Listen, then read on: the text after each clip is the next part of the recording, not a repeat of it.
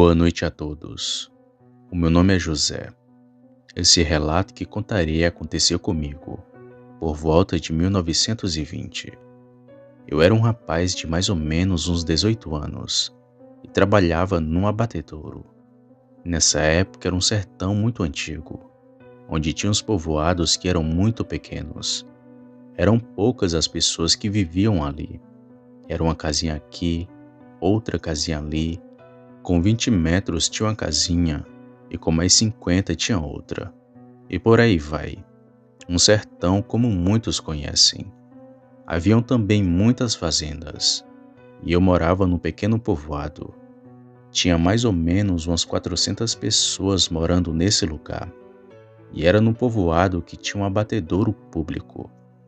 Quando a gente ia nos dias de quinta para sexta e sexta para sábado, as pessoas da comunidade iam levar seus bichos para abater e vender nas feiras próximas do povoado, ou senão as pessoas vendiam nas suas próprias casas. Era até de costume dos moradores já irem comprar diretamente da pessoa que tinha o seu animal. Era um porco, um bode, um gado, entre outros animais. E além dos moradores, também vinha gente de fora trazer os seus animais para a gente abater lá no abatedouro. Então, como acontecia? Quando a gente pegava, levava os animais de dia para o abatedouro. Mas lá, como não tinha uma estrutura boa para o abate, assim como existe hoje nos açougues, pois as casas da gente eram feitas de pedra, ou se não de taipa. Pois então, uma parte do abatedouro era feita de pedra e a outra era feita de taipa.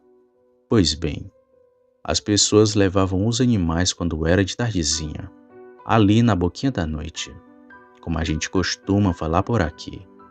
Deixávamos o animal lá e só abatia no outro dia. Eu saía da minha casa mais ou menos umas 3 ou 4 da manhã, para a gente abater os animais que tinham lá, porcos, gados, o que tivesse a gente abatia. Mas num dia começou a acontecer uma coisa muito estranha. Quando a gente deixava os animais lá, no outro dia, quando chegávamos, ficava faltando 1 ou 2 animais. E a única coisa que a gente encontrava era o sangue do pobre animal espalhado pelo chão, e muitas vezes o resto dos animais. Então aquilo começou a incomodar a todos, e também dar medo nas pessoas de lá, porque a gente tinha uma crença muito grande, já que naquela época era muito comum de aparecer coisas estranhas, como visagem, lobisomem, essas coisas. Então, quando já estava na terceira semana de ataques, eu disse assim: quer saber? Eu vou dar um basta nesse animal. A princípio, eu achava que era uma onça, que estava entrando e atacando os animais, e não um lobisomem como muitos estavam pensando. Foi então que eu e mais 3 cabras armamos uma arapuca para pegar esse animal. E o que a gente fez? Colocamos apenas uma cabra no abatedouro.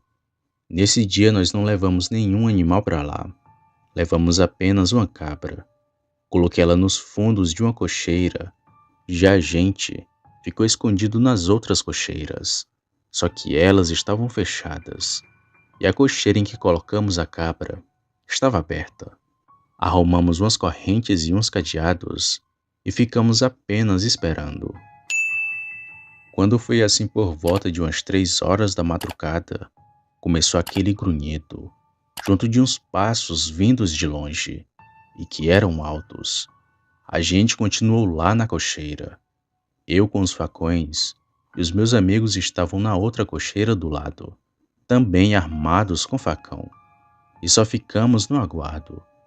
Foi quando de repente subiu aquele cheiro de carniça, um cheiro podre, que invadiu lá no abatedouro. Até o ar ficou estranho. Era um odor muito forte e muito podre. Mas continuamos esperando. O meu amigo que estava comigo suava frio. E ele dizia assim: Zé, tu tá escutando e sentindo esse cheiro? Zé, isso não é gente não. Isso não é um bicho normal, é um lobisomem. Mas eu disse para ele: conversa, cabra. Isso não é um lobisomem. Fica quieto e parado. Foi aí que aqueles passos só foram se aproximando e cada vez mais iam chegando perto de nós. E então eu comecei a ficar com medo. Foi aí que decidi olhar por uma brecha que tinha ali e vi aquele animal em pé. Não era de quatro patas. Ele estava em pé, um bicho muito cabeludo e bem feio. Ele ainda tinha uma cauda muito grande. Esses cabelos dele eram enormes. Eu nunca tinha visto um bicho assim. Eu fiquei quieto na minha e segurei firme no meu facão, que estava em uma das minhas mãos, e na outra tinha o machado, e aguardei. Aí eu senti os passos dele se aproximando de nós. Aquilo então entrou na cocheira, a mesma que tínhamos deixado aberta. E assim que o bicho entrou lá e que sentimos que ele pegou a cabra, pois ela deu um grito, foi nessa hora que os meus amigos vieram e fecharam a porta. E eu imediatamente tranquei, colocando um cadeado. Quando o bicho se virou para fugir, não tinha mais jeito. Ele já estava preso. Foi aí que esse bicho começou a urrar dentro dessa cocheira, a mesma cocheira que a gente tinha fechado, sendo que ainda durante o dia tínhamos fechado ela inteira. O teto, dos lados, não tinha como ele fugir. Aquela criatura continuava urrando e tentava sair a todo custo. Nesse momento que ele começou a querer sair, os meus amigos se aperrearam e acharam que ele ia fugir. Mas eu disse: ele não vai fugir. Então peguei o facão e acertei um corte debaixo da costela do bicho. Ele soltou um grito de dor muito forte, e acho que foi bem profundo esse corte, porque o lobisomem se encolheu no fundo da cocheira, e lá ele ficou. Nessa hora eu até pensei que tinha tirado a sua vida. Então saímos para fora, e ele ficou lá dentro, só urrando de dor, e nós ficamos do lado de fora esperando. Quando foi mais ou menos umas 5 para 6 da manhã, assim que o sol começou a raiar, não ouvimos mais o urro daquele bicho. Aí eu disse: ele desfaleceu. Agora é nossa hora. Vamos deixar o sol sair totalmente para poder irmos lá e ver que bicho é aquele. Quando o sol terminou de raiar e ficou tudo claro, a gente entrou de novo lá dentro do abatedouro. Chegamos lá na cocheira e foi impressionante o que vimos lá dentro. Era uma mulher que estava sem roupas. Os cabelos dela eram tão longos que cobria todo o seu corpo. Ela tinha feições de índio e parecia ser descendente de um indígena. Eu olhei assim para ela e vi que seus cabelos tampavam seu rosto e que também cobriam todo o seu corpo. Fiquei muito abismado e me perguntando o tempo todo: cadê o bicho? Então o meu amigo me disse: Zé, o bicho era essa mulher.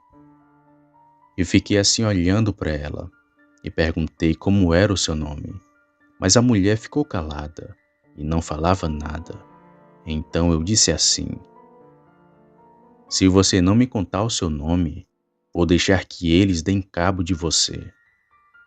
A mulher então se levantou e pude ver que abaixo do seu seio tinha a marca de um corte de facão e que realmente foi muito profundo. Inclusive ainda estava sangrando bastante. Vendo a mulher naquela situação, tirei minha blusa e dei para ela. E só então que a mulher começou a falar: muito obrigada. De hoje em diante eu não viro mais essa coisa que vocês viram.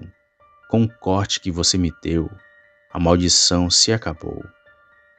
Depois de falar isso, a mulher queria ir embora, mas os meus amigos não queriam deixá-la ir. Mas deixei que ela tomasse o seu rumo, pois acreditei nas palavras que ela me disse. E cá entre nós, era uma mulher muito linda, pele morena, alta, muito bonita mesmo, e que demorei para acreditar que era ela aquela criatura feia e muito fedorenta que vi durante a madrugada. um cheiro que jamais esquecerei. Após ela ir embora, nunca mais a vi, e ainda fiquei na dúvida e sem acreditar naquilo que passei. Até eu fiquei incrédulo com o que vi.